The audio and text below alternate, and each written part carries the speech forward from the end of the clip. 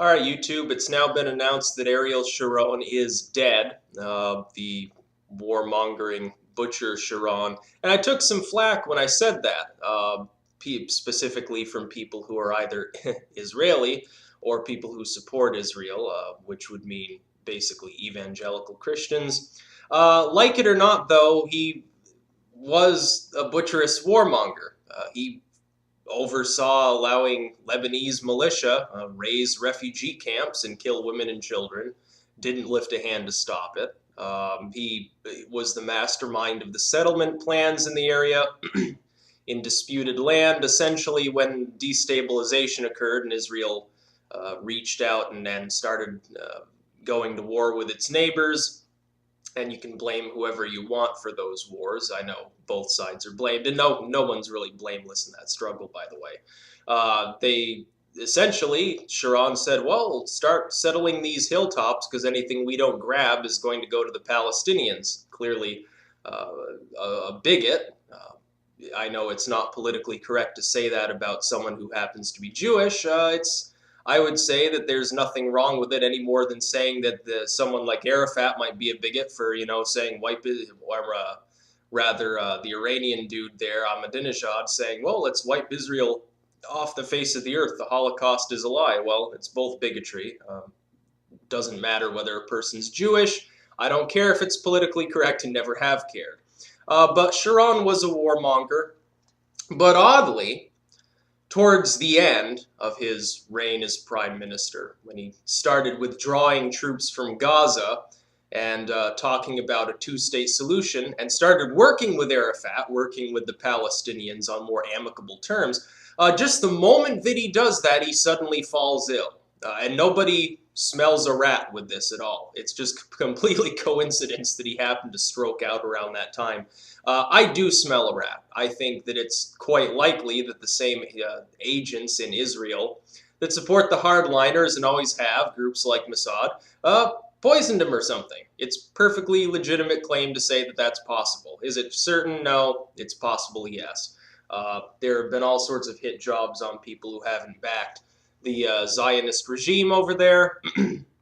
And you point this out online and you'll immediately be called a Nazi, you'll immediately be called an anti-Semite. It's not, it's criticism, it's valid criticism of the Israeli government. Has nothing to do with the Israeli people, 99% of whom just want to live and work the same as 99% of the Palestinians do. They'll say, well, if the Palestinians want peace, tell them to stop launching rockets at us. Well, again, that's not 99% of the Palestinian population. It's a complete misnomer to use that argument, just as it would be a misnomer to say, well, the Israeli people are terrible because of what their government and military does. But Sharon is dead. He finally succumbed to, he had all sorts of problems. I mean, beyond simply being in a vegetative state because he had a massive stroke, his kidneys failed, his liver failed, his lungs were failing, his heart was failing.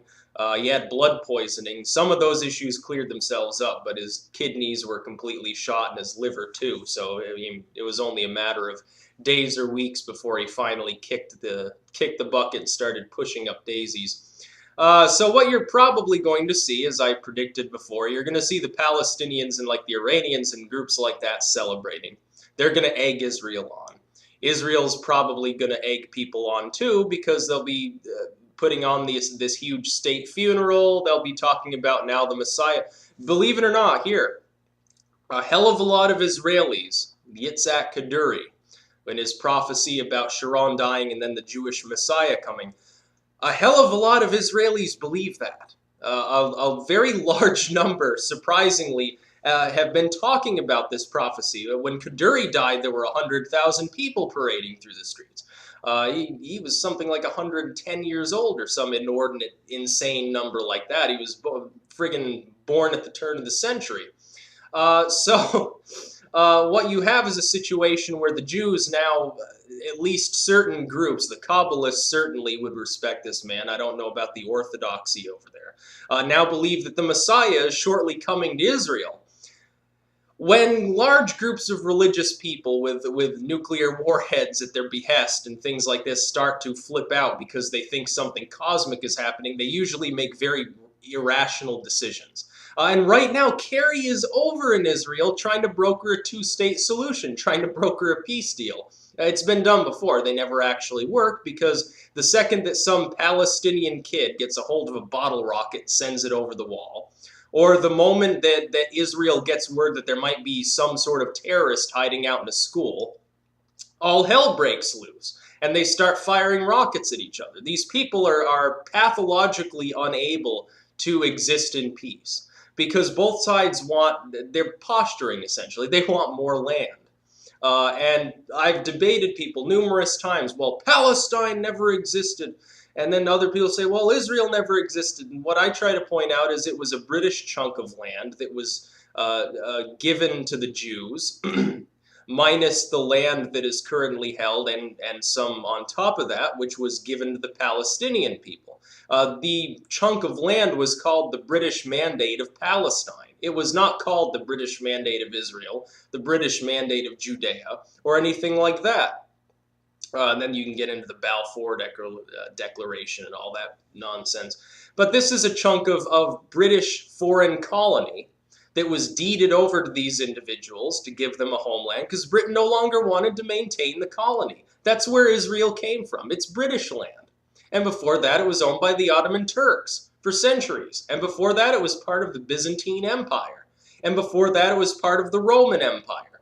It hasn't been an independent state in thousands of years. People don't seem to want to understand this. There wasn't an independent Judean state since far into antiquity. And there's some confusion over whether there ever really was an independent state in this location that wasn't being co-opted by some other group. The Babylonians held these people. This is tribal settlements. That's all that was ever there. They never had a stable culture that wasn't either at war with somebody or enslaved and sort of semi-annexed by some other country. People don't seem to want to understand this. And the tribes in the region, by the way, were never always Jewish. The Canaanites lived there, the Hittites, and all these other groups. These were not Jewish tribes. All these tribes essentially held little tribal pieces of land. That's the thing about the Middle East, and this is what people also don't realize about states like Iraq, states like Syria. These places were formed, by and large, as the Ottoman Empire dissolved, out of land that had been held under that empire and then the Byzantines before them for centuries, back into Roman antiquity, which have no identity. They have tribal identities, yes. They have no national identity. There's no national Iraqi identity. It doesn't exist. That's why you have these separatist groups and what we call terrorists, and why the Kurds want their own independent state, because these areas were carved out of what used to be the Byzantine Empire and later the Ottoman Empire. And they were carved out by colonialists from Europe. They were deeded to these groups. They were created as semi-autonomous regions and then given statehood. And then they gained independence over time. These are colonial eras. The map of the Middle East as it stands today is largely drawn by European colonialists who used to own that land, or drawn up by the receding Ottomans and was carved up by these different tribes. Israel is no exception to this fact. The state of Israel as it stands today doesn't even occupy the same historical borders that Judea occupied before it became, back when it was a Roman province, and then before that when it was, for a very short period of time, independent. It doesn't occupy the historical land area. If it did, it would be giving up part of its southern border and expanding east and north. But people don't want to understand this. They think that this is actually a historical border. No, it's a colony. It's a former British colony that was called the Mandate of Palestine. And now that Ariel Sharon's dead, you can look for all hell to break loose over there, because Netanyahu is even more of a hardliner than friggin' Ariel Sharon was. The Palestinians have gotten more hardline. There's Hezbollah in the region constantly provoking attacks. And typically they go into the Palestinian area, fire rockets and retreat, and then the Palestinians get shit for it. You have the Egyptians currently falling apart. Syria's being repulsed by civil war. Iran is still enriching uranium. Iraq is being taken over by Al-Qaeda. The whole area is destabilizing steadily, and people don't seem to understand that. They say, well, they've always fought over there. Yes, they have. There's never been quite a situation with this much violence, with this many revolutions and coups and all of this stuff. But it's good that Sharon's dead, because even though he did have a change of heart months before he died, went into a coma, coincidentally, by the way. I'm sure that nobody could have possibly caused him to stroke out or known that he was going to. Uh, uh, it's Sharon being dead is essentially a good thing for the region. Um, if only for the fact that he was a warmonger, and really he should have been put on trial for war crimes. He was directly implicated in these massacres. People, the Zionists and the nationalists and the evangelicals don't want to admit it, but that's the way it is. It's reality. He was directly implicated for basically standing on the sidelines and doing nothing. He was the mastermind behind Israeli settlement plans. In other words, them grabbing up more and more land. The idea is that they knew eventually there'd be a two-state solution, so they would settle more and more land with Jewish areas and push the Palestinians into ever more crowded, smaller areas. The idea being that that would make it untenable to have a Palestinian state, and or when the states' maps are drawn, Israel would have more or less free reign over the largest extent of the arable land, the productive land in that region. So it's good that Sharon's dead. I don't care if it's politically incorrect to say so. You can call me a Nazi all you want. It's not going to affect me. He was a butcherous, genocidal maniac. He was a bigot. Just the same as someone like Ahmadinejad is a brutal bigot and doesn't understand reality. It's the same thing. The fact that he happens to be quote unquote Jewish, although his parents were Belarusian, and he's actually Eastern European descent, that fact does not matter.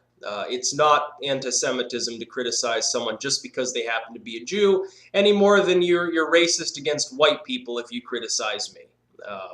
That's clear. It's reality. You can take it any